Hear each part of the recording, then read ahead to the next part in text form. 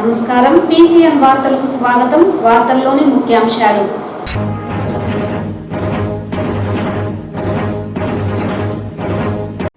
September 14-15 తేదీలలో తిరుపతి కేంద్రంగా జరిగే మహిళా సాధికారత కాన్ఫరెన్స్ను విజయవంతం చేయాలి. ఏపీ శాసనసభ స్పీకర్ అయ్యన్న పాత్రుడు.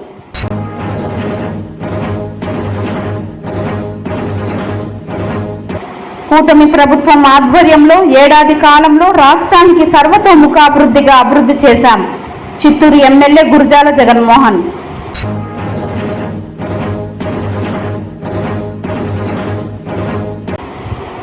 ఇంటర్ విద్యార్థులకు నాణ్యమైన విద్యను అందించడమే ప్రధాన లక్ష్యంగా కృషి చేస్తాం.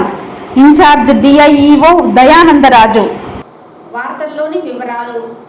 సెప్టెంబర్ 14-15 తేదీలలో తిరుపతి జిల్లాలో జరిగే జాతీయ మహిళా సాధికారతకు సంబంధించిన కాన్ఫరెన్స్ను విజయవంతం చేయాలని ఆంధ్రప్రదేశ్ శాసనసభ స్పీకర్ అయ్యన్న పాత్రుడు అన్నారు. బుధవారం ఉదయం స్థానిక కలెక్టరేట్లోని వీడియో కాన్ఫరెన్స్ హాల్ నందు ఆంధ్రప్రదేశ్ శాసనసభ స్పీకర్ అయ్యన్న పాత్రుడు మరియు ఆంధ్రప్రదేశ్ శాసనసభ deputy speaker Raghuramakrishnamraju, revenue, stamps and registration శాఖ మంత్రి మరియు జిల్లా ఇన్ఛార్జ్ మంత్రి Satyaprasad, Andhra Pradesh assembly general secretary Prasanna Kumar Suryadevara, Andhra Pradesh శాసనసభ OSD Pettanna Chowdary, TTD chairman BR Naidu, TTD EO Shyamalarao, జిల్లా కలెక్టర్ వెంకటేశ్వర్, జాయింట్ కలెక్టర్ శుభం బన్సల్, తిరుపతి నగరపాలక కమిషనర్ మౌర్యలతో కలిసి సెప్టెంబర్ 14-15 తేదీలలో తిరుపతి నందు జరిగే జాతీయ మహిళా సాధికారత సదస్సు నిర్వహణ ఏర్పాట్లపై సమీక్షా సమావేశం నిర్వహించారు. ఈ సందర్భంగా ఆంధ్రప్రదేశ్ శాసనసభ స్పీకర్ మాట్లాడుతూ, దేశం మొత్తం మీద 31 అసెంబ్లీలు ఉన్నాయి. ప్రతి అసెంబ్లీలో కూడా వివిధ రకాల కమిటీలు ఉంటాయన్నారు. పార్లమెంటు స్పీకర్ నూతన ఒరవడి తీసుకుని రావడం జరిగిందన్నారు. ఈ కూటమిలలో మహిళా కూటమిలు కూడా ఉంటాయి. ఈ కమిటీల ద్వారా అనేక సమస్యలపై చర్చలు జరుగుతుంటాయన్నారు. ప్రతి సమస్యను స్పీకర్, డిప్యూటీ స్పీకర్ పరిష్కరించాలంటే కష్టమైన పని అని, అసెంబ్లీలో వివిధ రకాల కమిటీలు ఉంటాయని, ఒక కమిటీ ఒక్కొక్క విషయం పైన చర్చించడం జరుగుతుందని తెలిపారు. అందులో భాగంగానే మహిళా సాధికారతకు సంబంధించిన ఒక కమిటీ కూడా ఉందని, ఆ కమిటీలలో వారి సమస్యలపై చర్చించి అసెంబ్లీకి వారి తరపున నుంచి చర్చ విధానాలను తెలియజేయడం, పరిష్కారం మార్గాలను అన్వేషించి స్పీకర్ దృష్టికి తీసుకువెళ్లడం జరుగుతుందని తెలిపారు. ఆంధ్రప్రదేశ్ డిప్యూటీ స్పీకర్ మాట్లాడుతూ, రాష్ట్ర ముఖ్యమంత్రి, దేశ ప్రధానులు మహిళా సాధికారతకు అత్యంత ప్రాధాన్యతనిస్తున్నారని అన్నారు. మహిళల విషయంలో డ్వాక్రా వ్యవస్థ దేశ స్థాయిలో ఉన్నప్పటికీ మన రాష్ట్రంలో ఉన్నంత మహిళాభ్యుదయం ఇంకెక్కడా లేదని తెలిపారు. మహిళా సాధికారత కమిటీలు పార్లమెంటులో 31 మంది ఉంటారని, అలాగే ఒక రాష్ట్రానికి 6 మంది వరకు కమిటీ మెంబర్లు ఉంటారని, మన రాష్ట్రంలో ఈ సమావేశం నిర్వహించాలని అనుకున్నప్పుడు రాష్ట్ర ముఖ్యమంత్రి కూడా ఈ కార్యక్రమం ఘనంగా నిర్వహించాలని సూచించారని తెలిపారు. మంచి కార్యక్రమం అంతే, దీనికి ఇంపార్టెన్స్ ఇవ్వాలనే ఉద్దేశంతో మరి డిప్యూటీ స్పీకర్ గారు, మేము మా ఆఫీసర్లు అందరూ కూడా రావడం జరిగింది. కలెక్టర్ గారిని సమావేశం ఏర్పాటు చేశారు. అందరం కలిసి ఎక్కడా జరగని విధంగా మన తిరుపతిలో వాళ్ళందరికీ అకామిడేషన్ 2 days 3 days అకామిడేషన్ పెట్టుకొని, ఇక్కడ చర్చలు అన్నీ పెట్టుకొని సక్సెస్ఫుల్గా చేయాలంటే మీ అందరి తాలూకు సహకారం కావాలి, ఇస్తారని చెప్పి ఆశిస్తూ, అలాగే అధికారులందరినీ కూడా కోరుతూ, ఇది మన అందరికీ అవకాశం మన ప్రాంతాలు పెట్టడం, దీని అందరూ కూడా అన్ని డిపార్ట్మెంట్ వారికి కూడా సహకరించమని చెప్పి నేను మనస్ఫూర్తిగా కోరుకుంటూ, అలాగే ఆ రోజు 2 days ప్రోగ్రామ్ కొంటున్నాం, ఇందాక చర్చించాం, ఫైనల్ ఇచ్చేస్తాం, అందరూ కూర్చొని మళ్ళీ సెకండ్ టైం మళ్ళీ వస్తాను నేను, రాజుగారు నేను వచ్చి మళ్ళీ ఫైనలైజ్ చేద్దాం, సక్సెస్ఫుల్గా చేద్దాం. తర్వాత ఇక్కడ లోకల్గా ఇప్పుడు మన కొంతమంది పెద్దలు కూడా సలహాలు ఇచ్చారు. వాళ్ళు అక్కడ ఉన్న మెంబర్షిప్ తాలూకు ఉద్దేశం ఏంటంటే, మాట్లాడినప్పుడు స్వామివారి దర్శనం, అలాగే మన కాళహస్తి కూడా చూపించండి మాకు. వాళ్ళంతా ఆ కాళహస్తి టెంపుల్ గురించి ఎక్కువ ఉందని అడిగారు నన్ను. కాళహస్తి కూడా మాకు తీసుకెళ్ళి ఏర్పాటు చేయమన్నారు. ఓకే, తప్పనిసరి చేద్దాం అనుకున్నాం. ఆ మీటింగ్స్లో 1.5 డేలో మీటింగ్స్ అయిపోతాయి. మిగతా టైం చూసుకొని కాళహస్తి కూడా తీసుకెళ్ళడానికి, తర్వాత కొంతమంది శ్రీహరికోట కూడా తీసుకెళ్ళమని చెప్పి అంటున్నారు. టైంని దృష్టిలో పెట్టుకొని మరి సెకండ్ సిట్టింగ్ చూసుకొని శ్రీహరికోట చూసుకొని శ్రీ సిటీ శ్రీహరికోట తీసుకొని, అలాగే మన రాష్ట్రంలో ఈ మహిళల తాలూకు కార్యక్రమాలు ఉన్నాయి, చాలా ఉన్నాయి. మనకి డ్వాక్రా గ్రూపులు ఉన్నాయి, ఇవన్నీ ఉన్నాయి మనకి. తర్వాత అనేకమంది శ్రీ సిటీ లాంటి ప్లేసెస్లో కొన్ని వందలాది వేలాది మంది మహిళలు పనిచేస్తున్నారు. వీళ్ళందరితో కూడా కార్యక్రమం పెట్టాలని అనుకుంటున్నాం. మళ్ళీ వచ్చిన తర్వాత కూర్చొని కార్యక్రమానికి డిజైన్ చేస్తామని చెప్పి ఈ సందర్భంలో మనం చేస్తూ, ఈ కార్యక్రమానికి మీరు అందరూ కూడా పూర్తి సహకారం చేయాలి. మన ఇన్ఛార్జ్ మంత్రి గారు అందరూ ఉన్నారు ఇక్కడ, అందరం కలిసి ఒకే మాట మీద చేద్దాం. అలాగే చైర్మన్స్ కూడా వచ్చారు, ఎక్స్ఎమ్మెల్యేలు ఎమ్మెల్యేలు అందరూ కూడా వచ్చారు ఇప్పుడు ఈ మీటింగ్కి. అందరం కలిసి కార్యక్రమానికి పూర్తిగా ఇంపార్టెన్స్ ఇద్దాం. అందరూ కలిసి పనిచేసి ఆంధ్ర రాష్ట్రానికి గర్వకారణంగా ఈ కార్యక్రమం చేయాలన్నది నా తాలూకు ఉద్దేశం. దానికి అందరూ కూడా సహకరించాలని చెప్పి మరొకసారి కోరుకుంటూ, ఇక్కడికి విచ్చేసిన ప్రజాప్రతినిధులు అందరికీ, ముఖ్యంగా మీడియా మిత్రులకి నా నమస్కారం. మహిళా సాధికారత కోసం మరి మన ముఖ్యమంత్రి గారు భారతదేశంలోనే అందరికన్నా ఒక పక్క ప్రధానమంత్రి గారు ఆర్మీలో అన్నిటిలో కూడా మహిళలకు ఇంపార్టెన్స్ ఇస్తున్నారు. రాష్ట్రాల్లో ఆంధ్ర రాష్ట్రం చంద్రబాబు నాయుడు గారు మహిళలకు ఇచ్చే ప్రాధాన్యత అందరికీ తెలిసిందే.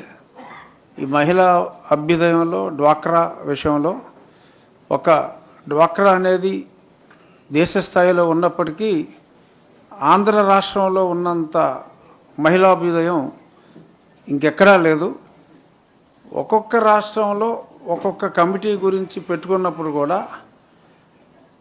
కోఇన్సిడెన్స్ ఏంటంటే ఈ మహిళా సాధికారత కమిటీలన్నీ పార్లమెంట్లో ఒక 31 మంది ఉంటారు. అన్ని రాష్ట్రాల్లో మినిమం 6 వరకు ప్రతి రాష్ట్రంలో కమిటీ మెంబర్లు ఉంటారు.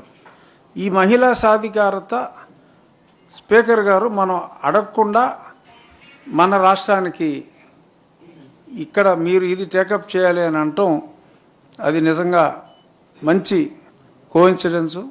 ఇది చెప్పిన వెంటనే గౌరవనీయ ముఖ్యమంత్రి గారు కూడా చక్కటి సబ్జెక్టు మనం చాలా గ్రాండ్గా చేద్దామని చెప్పి సత్యప్రసాద్ గారికి కూడా ఆయన పర్సనల్గా ఈ మీటింగ్ ఇక్కడికి వచ్చి అన్నీ తానే, ఎందుకంటే మోస్ట్ యాక్టివ్ మినిస్టర్ గారు అన్నీ తానే వ్యవహరించి ఈ మీటింగ్ ఈ స్థాయిలో ఏర్పాటు చేసి టీటీడీ వారి సౌజన్యంతో 14వ తారీఖు ఉదయం దైవ దర్శనంతో స్టార్ట్ చేసి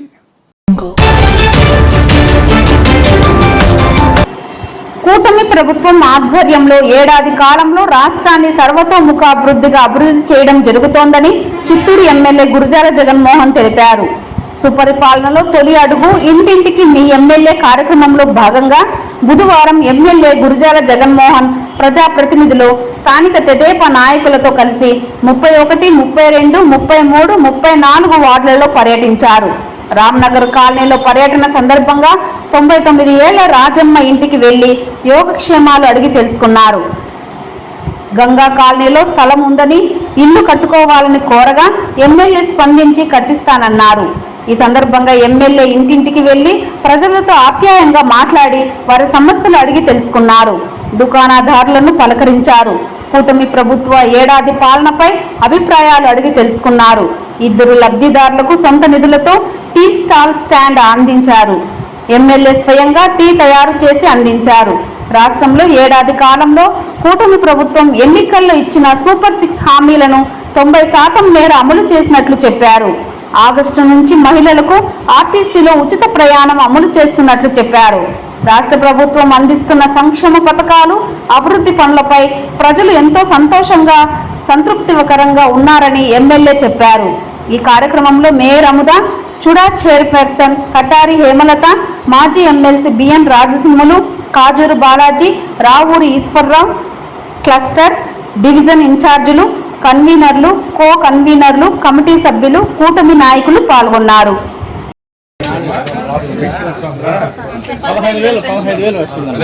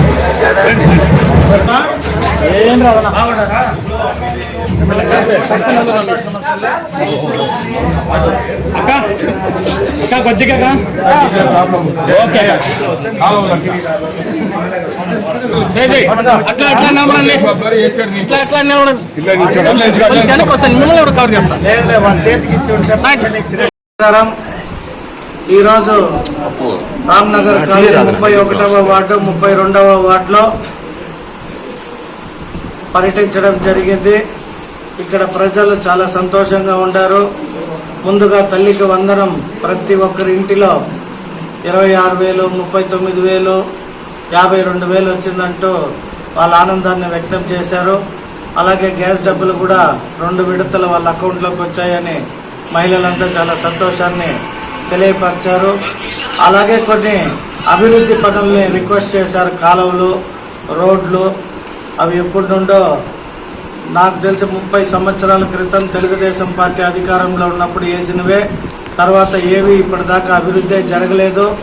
కావాలంటే మున్సిపాలిటీలో గడిచిన 6 సంవత్సరాల ట్రాక్ రికార్డ్ బయటికి తీసి చూస్తే ఒక్కటంటే ఒక్క వర్క్ కూడా జరగలేదు అని ఇక్కడ ప్రజలు తెలియజేయడం జరిగింది. నేను ఇప్పుడు మున్సిపల్ కమిషనర్ గారిని ఇక్కడికి పిలిపించి దాదాపు 1,75,00,000కి ఈ 2 వార్డులకు సంబంధించి ఎస్టిమేషన్ వేసి ఉన్నామని తెలియజేశారు. అందులో భాగంగా ఒక 25-50 lakhs ఈ 2 వార్డులకి ఫస్ట్ ఫేజ్ కింద రిలీజ్ చేయమని వాటికి టెండర్లు పిలవమని చెప్పాను. అతి త్వరలో అంటే ఒక వారం 10 రోజుల్లో ఆ పనులు కూడా ప్రారంభమవుతాయని తెలియజేస్తాను. ఇంటర్ విద్యార్థులకు నాణ్యమైన విద్యను అందించడమే ప్రధాన లక్ష్యమని ఇన్ఛార్జ్ డిఐఈఓ దయానందరాజు తెలిపారు. బుధవారం నగరంలోని స్థానిక పీసీఆర్ కళాశాల నందు డిఐఈఓ కార్యాలయంలో ఏర్పాటు చేసిన మీడియా సమావేశంలో దయానందరాజు మాట్లాడుతూ 2025-26 విద్యా సంవత్సరానికి గాను నిర్దేశించిన లక్ష్యం మేరకు అడ్మిషన్లు చేయడం జరుగుతోందని, 2024-25 విద్యా సంవత్సరంలో 27,331 మంది విద్యార్థులు అడ్మిషన్ కాగా 2025-26 విద్యా సంవత్సరానికి ఇప్పటి వరకు 27,303 మంది విద్యార్థులు కళాశాలలో చేరడం జరిగిందన్నారు. ఈ నెల 31వ తేదీ వరకు ఇంటర్ అడ్మిషన్లు కొనసాగించడం జరుగుతుందని తెలిపారు. ఇంటర్ ప్రథమ ద్వితీయ సంవత్సరాలు చదువుతున్న 28,166 మంది విద్యార్థులకు 36,61,58,000 రూపాయలు తల్లికి వందనం పథకం ద్వారా ప్రభుత్వం అందించడం జరిగిందని, డొక్కా సీతమ్మ మధ్యాహ్న భోజనం పథకం ద్వారా విద్యార్థులకు అందరికీ నాణ్యమైన భోజనం అందించడం జరుగుతోందని తెలిపారు. దీనితో పాటుగా విద్యార్థులకు అవసరమైన పాఠ్య పుస్తకాలను కూడా అందజేశామని, రానున్న రోజుల్లో విద్యార్థులకు అత్యుత్తమ విద్యను అందించడంతో పాటు రాష్ట్రంలో జిల్లాను ప్రథమ స్థానంలో నిలిపేందుకు తమ వంతు కృషి చేస్తామని ఈ సందర్భంగా ఆయన వెల్లడించారు.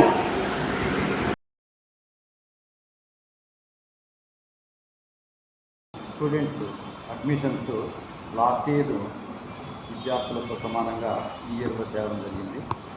మరి తల్లికి వందనానికి సంబంధించి ఫస్ట్ ఇయర్ విద్యార్థులు 127 కళాశాలలో ప్రభుత్వ, model, high school plus, KGBV, private మరి సోషల్ వెల్ఫేర్ అన్నీ కలిపి 127 కళాశాలలో 12,664 మంది విద్యార్థులు, మరియు సెకండ్ ఇయర్ విద్యార్థులు 130 కళాశాలలో 15,502 మంది విద్యార్థులు, మొత్తము 28,166 మంది విద్యార్థులకు గాను ఈ సంవత్సరం తల్లికి వందనం ఒక్కో విద్యార్థికి 13,000 వంతున 36,61,58,000 రూపాయలు వారి తల్లి అకౌంట్లలో జమ కావడం జరిగింది. మరి అడ్మిషన్లకు సంబంధించి పోయిన సంవత్సరంతో సమానంగా ఈ ఇయర్ కూడా చేరడం జరిగింది. ఇంకనూ అడ్మిషన్లు జరుగుతున్నాయి. ఈ అడ్మిషన్ల ప్రక్రియ ఈ నెల 31వ తారీఖున పూర్తవుతుంది. అంతలోపల యూడైకి సంబంధించి కానీ మరి బిఏఈ లాగిన్లో కానీ ఏవైనా పెండింగ్ ఉన్నటువంటి అడ్మిషన్లకు కూడా మేము ఫాలోఅప్ చేస్తూ ఈ అడ్మిషన్లను పూర్తి చేస్తూ మరి విద్యా సంవత్సరంలో ఇంతవరకు గవర్నమెంట్ కళాశాలల్లో మోడల్ మరి కేజీబీలో చదువుతున్నటువంటి విద్యార్థులకు ప్రభుత్వము ఇంతవరకు నోట్బుక్స్ ఫ్రీగా ఉచితంగా అందించడం జరిగింది. మరి టెక్స్ట్ బుక్స్ ఎంసెట్ మెటీరియల్ కూడా అందించడం జరిగింది. మరి ఈ విద్యా సంవత్సరంలో లాస్ట్ ఇయర్ ప్రారంభించినటువంటి మధ్యాహ్న భోజన పథకం కూడా మంచి పౌష్టికాహారంతో విద్యార్థులకు అందజేయడం జరుగుతుంది.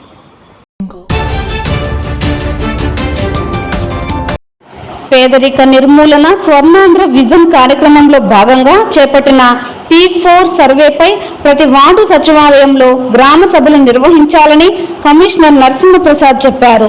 ఈ నెల 25వ తేదీ లోపల వార్డు సచివాలయాల పరిధిలో P4 సర్వేలో ఇదివరకే ఎంపిక చేసిన బంగారు కుటుంబాల జాబితాను గ్రామ సభలో ప్రదర్శించాలన్నారు. ఆదాయపరంగా అట్టడుగున ఉన్న 20% కుటుంబాలను బంగారు కుటుంబాలుగా ఎంపిక చేసి జాబితా ప్రదర్శించాలన్నారు. ఈ జాబితాపై గ్రామ సభలో సోషల్ ఆడిట్ నిర్వహించి మార్పులు చేర్పులు చేపట్టి అర్హులైన వారితో తుది జాబితాలో సిద్ధం చేయాలన్నారు. గ్రామ సభలో స్థానిక ప్రజాప్రతినిధులను భాగస్వాములను చేయాలన్నారు. వార్డు వెల్ఫేర్ అండ్ డెవలప్మెంట్ కార్యదర్శులు నిర్దేశించిన షెడ్యూల్ ప్రకారం గ్రామ సభలను పూర్తి స్థాయిలో నిర్వహించి తుది జాబితాను నోటీస్ బోర్డులో ప్రదర్శించాలన్నారు.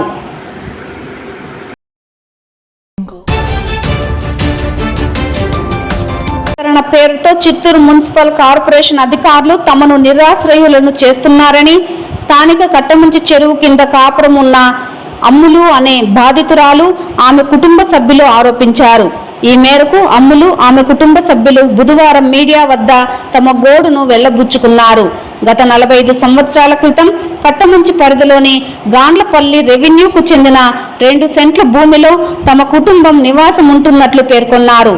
ఇందుకు సంబంధించి తమకు 1993వ సంవత్సరం సెప్టెంబర్ 30వ తేదీన అప్పటి చిత్తూరు మండల తహసీల్దార్ పట్టాను సైతం మంజూరు చేశారని వెల్లడించారు.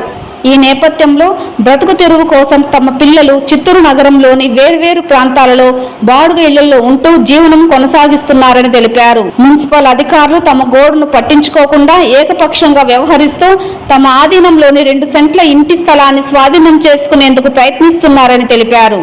గతంలో తహసీల్దార్ మంజూరు చేసిన తమ ఇంటి స్థలానికి ఇప్పటికే పలుమార్లు పన్నులను సైతం చెల్లించామని, అయితే మున్సిపల్ అధికారులు మాత్రం తమ ఇంటికి ఎదురుగా రోడ్డు విస్తరణలో ఇల్లు కోల్పోతున్న వారి వద్ద నుంచి పెద్ద మొత్తంలో లంచాలు తీసుకొని తమ ఇంటి స్థలాలను వారికి కేటాయించేలా ప్రయత్నాలు చేస్తున్నారని ఆరోపించారు.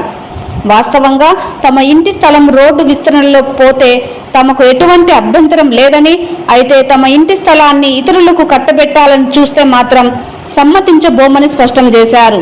ఆరోగ్యం సరిగ్గా లేని తమ ఇంటి పెద్దను సైతం తమ ఇంటి నుంచి బయటకు పంపి మున్సిపల్ అధికారులు దౌర్జన్యంగా స్థలాన్ని స్వాధీనం చేసుకునేందుకు చూస్తున్నారని ఆరోపించారు.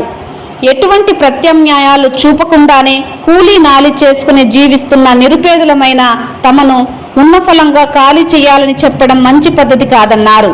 ఈ విషయంలో చిత్తూరు ఎమ్మెల్యే తమకు న్యాయం చేయాలని వారు కోరారు. ఇందుకు సంబంధించి మున్సిపల్ అధికారులు వివరణ ఇస్తూ సంబంధిత స్థలం కట్టమంచి చెరువుకు చెందిందని, గత 20 సంవత్సరాలుగా ఆ స్థలంలో ఎవరూ కాపురం లేనందున తాము స్వాధీనం చేసుకున్నట్లు స్పష్టం చేశారు. బాధితులకు తప్పకుండా ప్రత్యామ్నాయం చూపుతామని వారు ఆ సందర్భంగా హామీ ఇచ్చారు. కాగా ఈ కార్యక్రమంలో అమ్ములు కుటుంబ సభ్యులు పాల్గొన్నారు.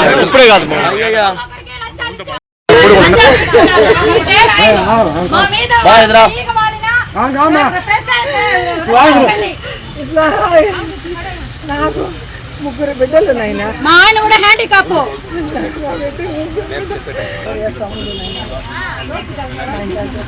గట్టిగా గట్టి చెప్పు.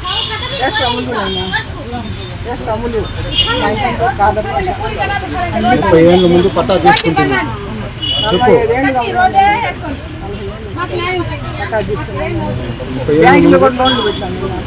తీసుకున్నాం.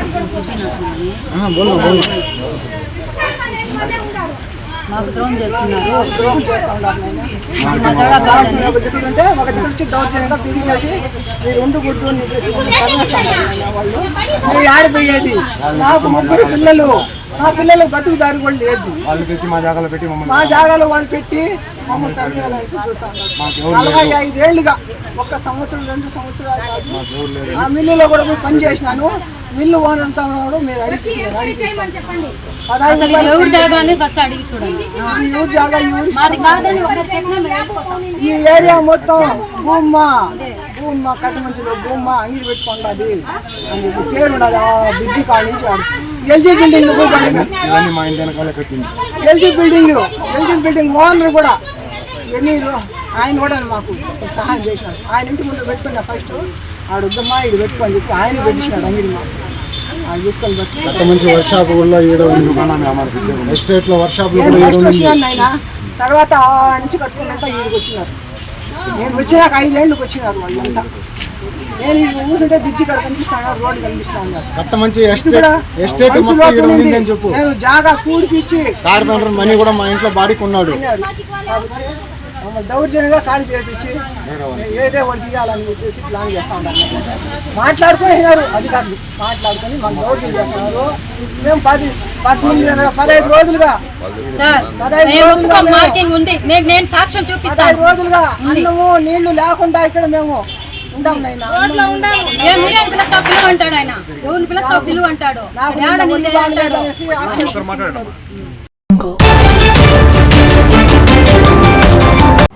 తిరుమల శ్రీవారిని AP assembly speaker Ayyanna Patrudu దర్శించుకున్నారు. ఈరోజు ఉదయం నైవేద్య విరామ సమయంలో కుటుంబ సమేతంగా స్వామివారిని దర్శించుకున్నారు. ఈ సందర్భంగా ఆయనకు ఆలయ మర్యాదల మేరకు టీటీడీ అధికారులు స్వాగతం పలికి ప్రత్యేక దర్శన ఏర్పాట్లు చేశారు. అనంతరం ఆలయంలోని రంగనాయకుల మండపంలో అధికారులు తీర్థ ప్రసాదాలు అందజేసి పట్టు వస్త్రంతో సత్కరించగా పండితులు ఆశీర్వచనాలు అందజేశారు. శ్రీవారిని దర్శించుకోవడం సంతోషంగా ఉందని ఆలయం వెలుపల ఏపీ స్పీకర్ తెలిపారు. గత ప్రభుత్వ హయాంలో ఆర్థికంగా ఇబ్బందులు పాలైన ఏపీ ఇప్పుడిప్పుడే గాడిలో పడుతోందని అయ్యన్న పాత్రుడు అన్నారు. స్వామివారి ఆశీస్సులతో అభివృద్ధి దిశగా ముందుకు పోవాలని కోరుకుంటున్నట్లు తెలిపారు. ఈరోజు స్వామివారి దర్శనంలో నేను మనస్ఫూర్తిగా కోరుకున్న విషయం ఏంటంటే, ఇప్పుడిప్పుడే నష్టపోయిన రాష్ట్రం అభివృద్ధి వైపు అడుగులు వేస్తుంది.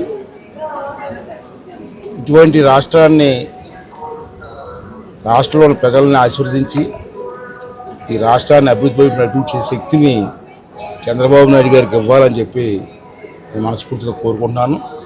అలాగే రాష్ట్రంలో ఉన్నటువంటి ప్రజలందరినీ కూడా ఆశీర్వదించి అందరం కలిసి ఈ రాష్ట్రాన్ని ముందుకు తీసుకెళ్ళి అభివృద్ధి చేయడంలో భాగస్వాములు కావాలని, దానికి ఆ సాయశక్తులు ప్రజలకి మాకు అందరికీ ఇవ్వాలని చెప్పి వెంకటేశ్వర స్వామిని మనస్ఫూర్తిగా కోరుకోవడం జరిగింది.